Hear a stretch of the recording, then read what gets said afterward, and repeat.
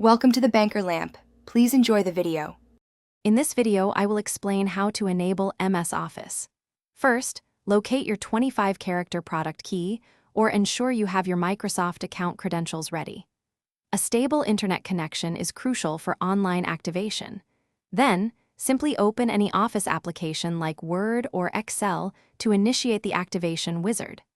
This initial step sets the stage for a smooth setup process, getting you closer to using your software.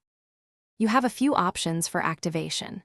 The easiest way is often through your Microsoft account, especially if your purchase is linked to it. Alternatively, you can enter your 25-character product key directly when prompted by the activation wizard. If online activation isn't working, don't worry. You can usually opt for phone activation, where you'll follow spoken instructions to complete the process. Sometimes, activation doesn't go as planned. First, double-check that your 25-character product key is entered precisely, as even one incorrect digit can cause issues. Microsoft also provides an Office activation troubleshooter that can resolve many common problems automatically. If you've tried these steps and are still facing difficulties, reaching out to Microsoft support is your best next move for personalized assistance.